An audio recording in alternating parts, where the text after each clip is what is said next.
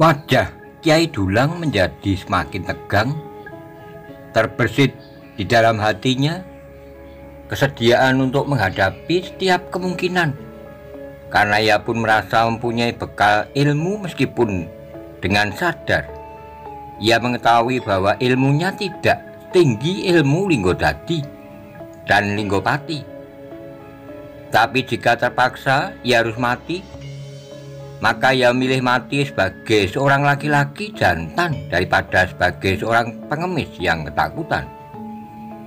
Dada Kiai Dulang menjadi semakin berdentangan ketika dari kejauhan ia melihat seorang mendekatinya. Orang yang sering memberinya sekeping uang ke dalam tempurungnya.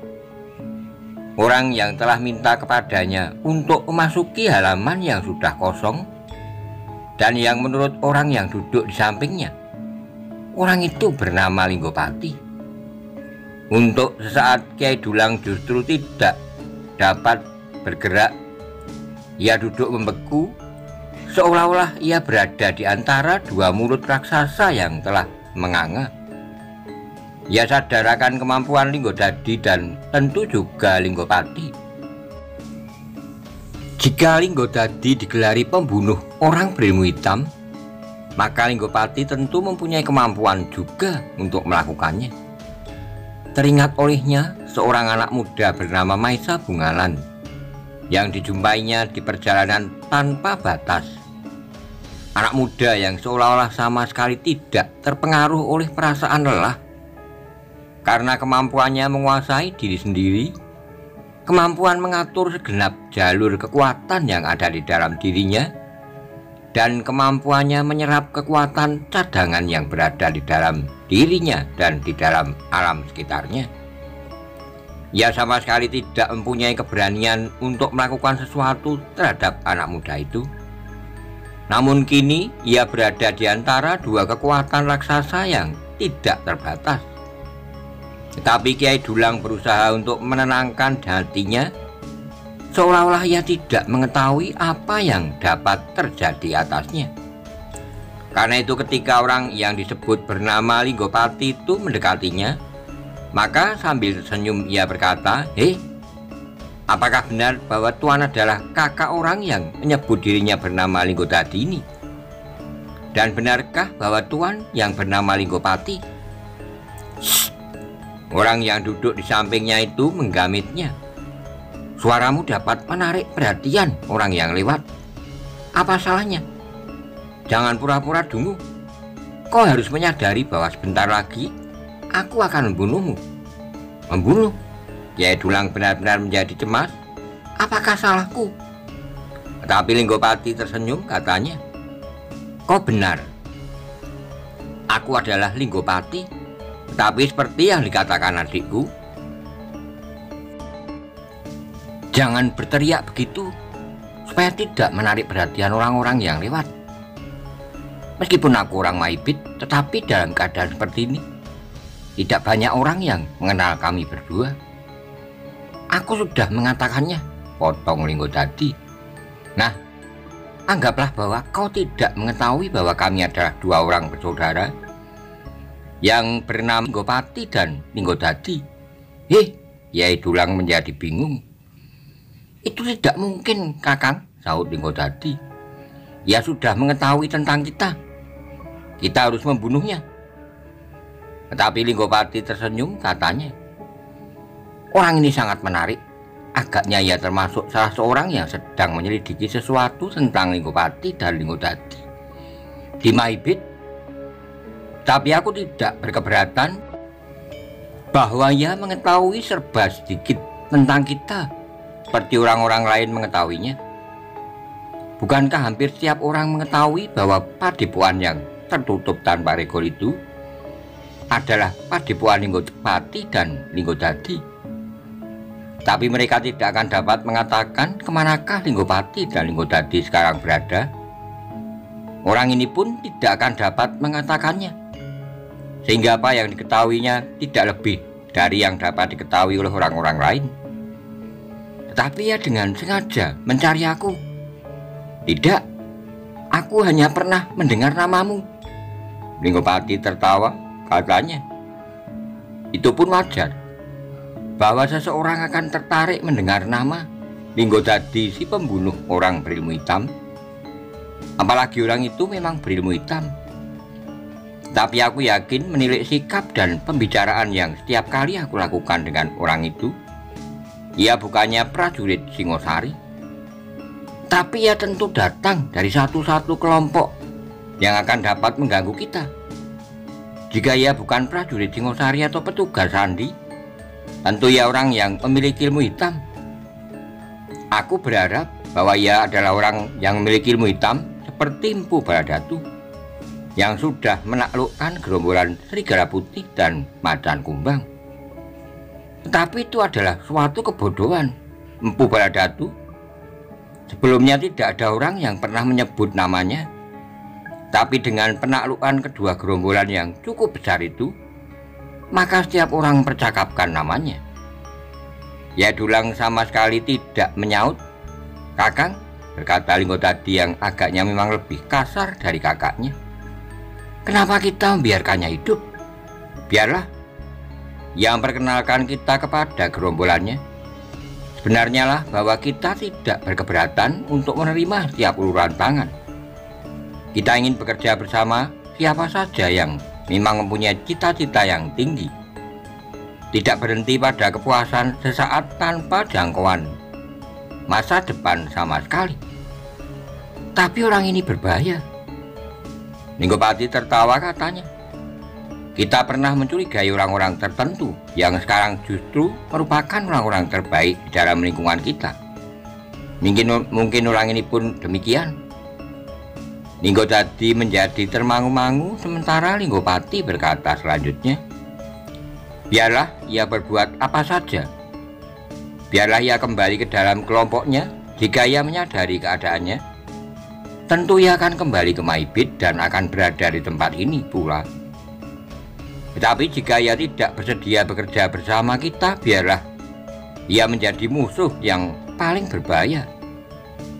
Lingodadi memandang kakaknya dan Kiai Dulang berganti-ganti, namun agaknya Kiai Dulang benar-benar mampu melakukan peranannya sehingga seolah-olah ia benar-benar bukan orang yang berbahaya bagi Linggopati dan Lingodadi. Bahkan dengan wajah yang terheran-heran ia bertanya, "Apakah yang sebenarnya Tuan bicarakan? Aku menjadi gemetar mendengar ancaman Tuan yang menyebut dirimu bernama Lingodadi. Aku memang pernah mendengar nama itu sebagai seorang yang digelari pembunuh orang berilmu hitam. Tetapi apakah karena itu Tuan akan membunuh setiap orang yang tidak Tuan senangi?" Linggopati tertawa, katanya, "Sudahlah, diam sajalah. Semakin banyak kau bicara, maka kau akan membuat kesalahan semakin banyak, sehingga adikku tentu semakin bernafsu untuk membunuhmu. Tapi aku telah menempuh sesuatu kemungkinan yang mungkin memang membahayakan diriku.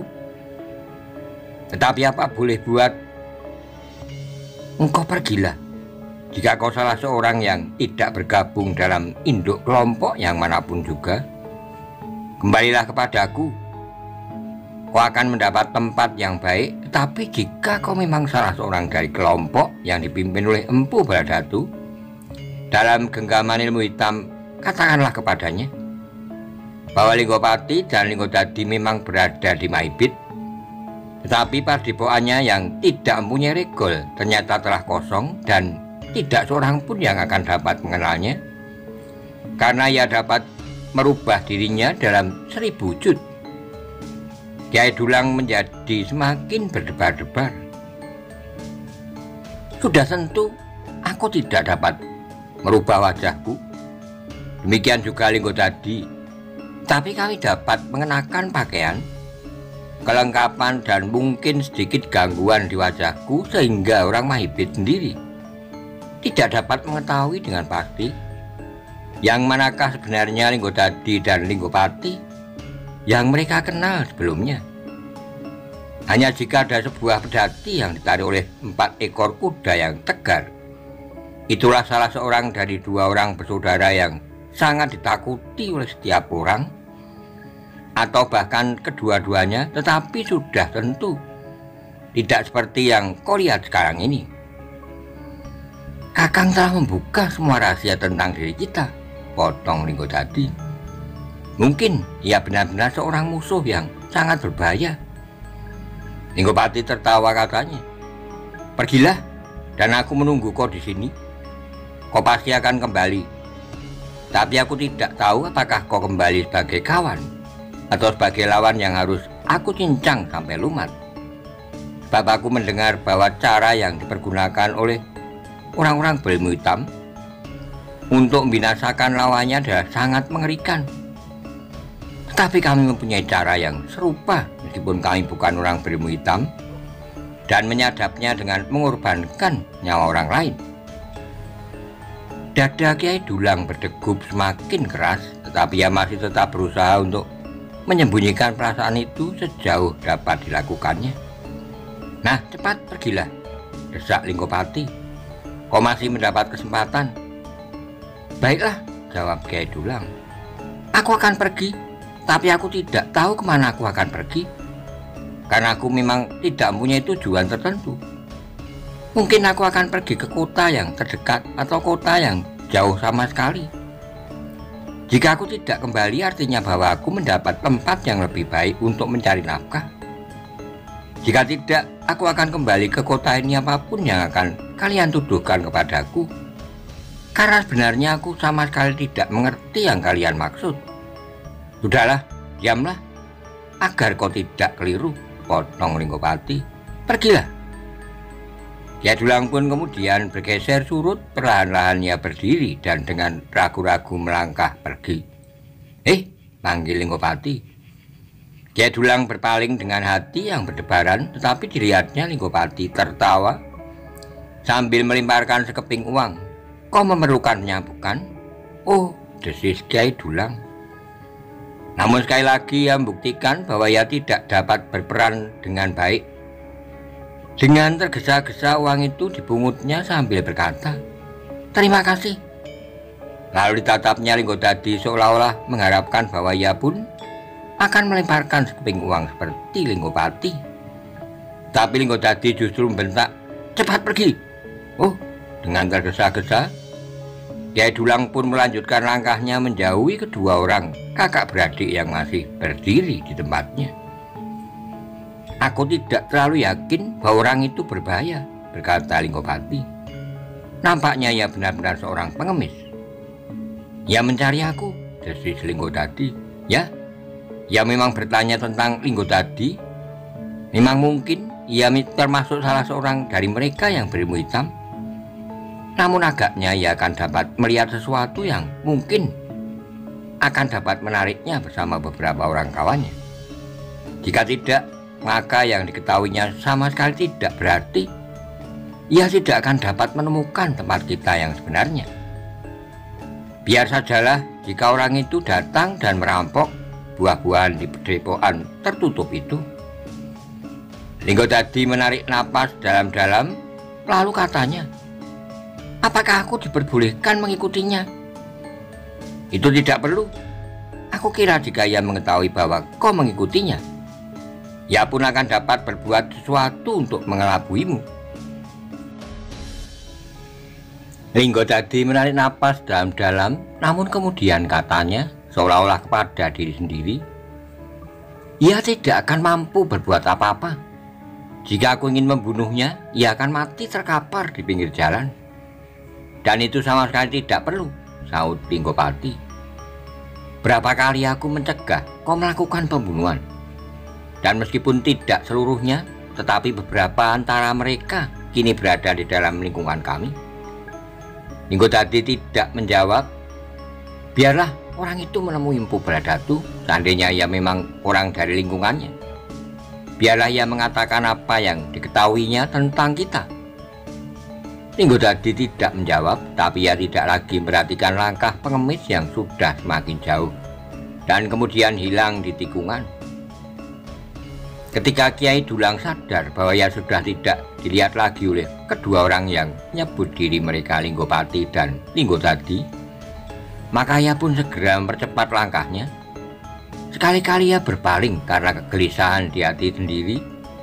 Ketika ia sampai pada sebuah tikungan, maka ia pun segera berbelok lagi untuk menghindarkan diri dari pengawasan seandainya Linggotadi dan Linggopati mengawasinya dari kejauhan.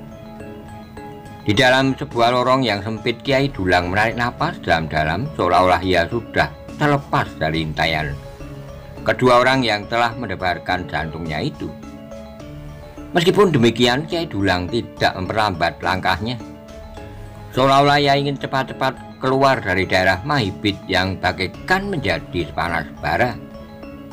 Dengan cepat Kiai Dulang melangkah ke ujung lorong di kejauhan. Ia yang pernah menjelajahi kota itu sebagai seorang pengemis tahu benar bahwa lorong itu akan sampai ke ujung padukuhan, kemudian sampai ke bulak pendek.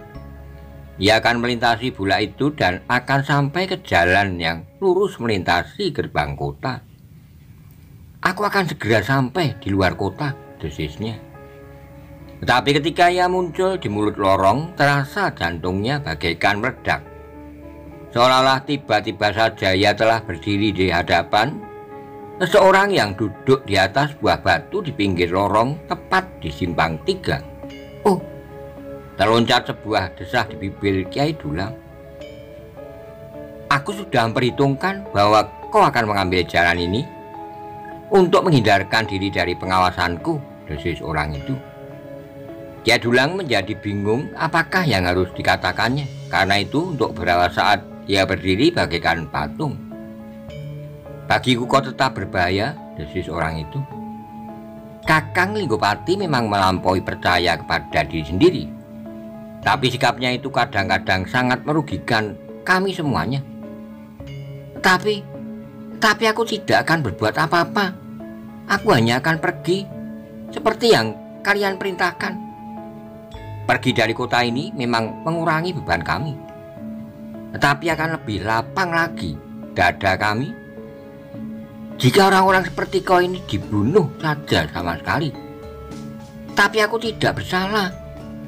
Kakang Linggopati tidak berkepentingan dengan kau, tetapi aku mempunyai kepentingan langsung karena kau tentu salah seorang dari orang-orang berilmu hitam yang sedang menyelidiki tentang Linggotadi, pembunuh orang-orang berilmu hitam.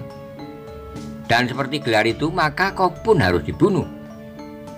Kiai Dulang menjadi berdebar-debar. Ia tahu bahwa Linggotadi adalah orang yang memiliki ilmu yang tinggi. Tapi ia pun sadar bahwa ia bukannya tidak berilmu sama sekali. Meskipun demikian, Kiai Dulang masih juga berusaha menghindari benturan. Katanya, "Tuan, apakah yang sebenarnya Tuan kehendaki daripadaku? Aku sudah memenuhi segala perintah Tuan dan saudara Tuan yang bernama Linggopati.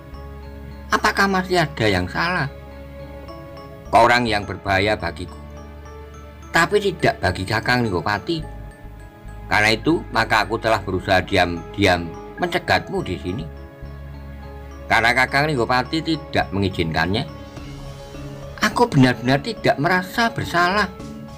Linggotadi mengerutkan keningnya lalu katanya, "Marilah kita berjalan bersama-sama sampai keluar pintu gerbang. Aku akan bunuhmu di luar kota. Aku akan berusaha bahwa kau tidak akan mengalami siksaan di saat matimu. Tuan, jika kau melawan atau melakukan sesuatu yang dapat mengganggu usahaku membunuhmu tanpa kecemasan dan rasa sakit, maka akibatnya tentu kau sendirilah yang akan mengalami." "Tetapi," sahut Kiai Dulang, "bukankah aku tidak akan berbuat apa-apa?" "Jangan berbohong lagi, tidak ada gunanya," desis Linggotadi. "Sekarang marilah, kau harus sadar bahwa ilmuku masih berada di atas ilmu Mpu Baladdatu, sehingga murid-muridnya seperti kau dan yang lain-lain itu sama sekali tidak berarti bagiku." Wajah Kiai Dulang menjadi merah, tetapi kecemasan kini benar-benar telah mencekam jantungnya. "Marilah, tapi jika kau melawan, maka aku akan mengambil sikap yang barangkali sangat menjemukan bagimu menjelang saat kematian. Kau lihat parit kecil itu? Aku dapat mengikatmu dan meletakkan tubuhmu tertelungkup di parit yang hanya mengalir setinggi mata kaki. Tapi dalam waktu sehari kau tentu akan mati. Wajah Kyai Dulang menjadi tegang. Kecemasan yang sangat telah mencekam hatinya. Dan pada itu Linggodadi berkata selanjutnya, "Terserah kepadamu, segala sesuatunya kau sendirilah yang menentukan. Lihat, parit itu hanya mengalirkan air tidak terlalu banyak. Tapi jika kau menelungkup sehari, maka akan cukup banyak air yang masuk ke dalam perutmu. Kau tidak akan dapat berteriak karena setiap kau mengangkat mulutmu, air akan mengalir masuk. Sementara itu kau tidak akan dapat mengangkat kepalamu karena seluruh tubuhmu terikat erat-erat." Kyai Dulang tidak menjawab, tetapi sudah terbersit tekad di dadanya bahwa apabila perlu maka ia tidak akan membiarkan dirinya mati tanpa perlawanan apapun yang akan terjadi atasnya. "Marilah," ajak Linggodadi, "jangan ribut supaya jalan bagimu terbuka. Kematianmu adalah kematian yang menyenangkan." Kyai Dulang tetap berdiam diri. "Apakah kau sudah tuli?" bentak Linggodadi. Kemudian tidak ada jawaban. Linggodadi menjadi marah karenanya, sehingga ia pun kemudian melangkah mendekat sambil membentak, "Jangan menyiksa diri sendiri." Ketegangan yang muncak telah mencekam jantung Kyai Dulang. Namun justru karena itu maka ia masih saja berdiri membeku, seolah-olah ia menunggu apa saja yang akan terjadi atas dirinya. Namun dalam pada itu selagi Linggodadi mendekatinya dengan wajah yang merah oleh kemarahan, terdengar suara tertawa di balik tikungan. Kemudian muncullah seseorang dengan langkah satu-satu, seolah-olah tidak terjadi sesuatu. Linggodadi menjadi semakin tegang. Di luar sadarnya ia bergumam, "Kakang Linggopati, aku sudah menyangka bahwa seperti yang selalu kau lakukan, kau akan membunuh orang itu." Linggodadi tidak menjawab. "Kau sudah terbiasa melanggar keputusanku, tapi kau tidak pernah menyadari bahwa setiap kali kau keliru." Linggodadi tidak menjawab, tetapi dipandanginya kakaknya dan Kyai Dulang berganti-ganti. "Nah, Kisana," berkata Linggopati, "pergilah. Aku kira Linggodadi tidak akan mengganggumu lagi." Kyai Dulang masih tetap ragu-ragu, sehingga Linggopatilah yang kemudian membentaknya, "Cepat, pergilah, atau aku akan mengambil sikap lain."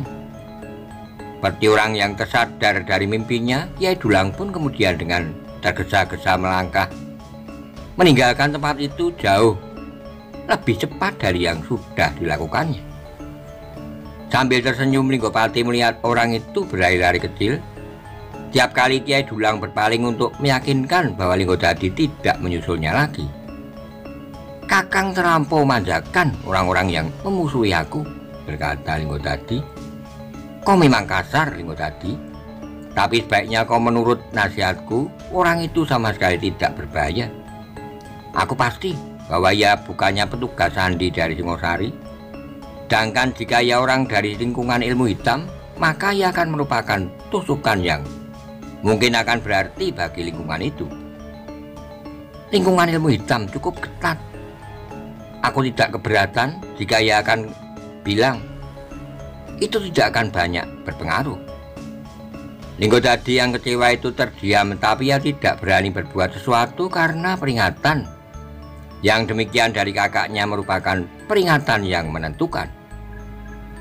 Sementara itu Kyai Dulang telah berjalan semakin jauh. Ketika ia melintasi gerbang kota kecil itu, ia pun merasa seolah-olah ia sudah terlepas dari tangan Linggodadi, meskipun kemungkinan yang buruk masih akan dapat terjadi atasnya.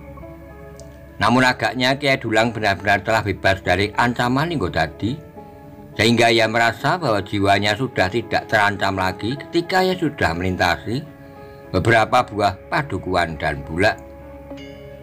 Linggodadi tidak akan berani melanggar pesan kakaknya, berkata Kyai Dulang dalam hatinya.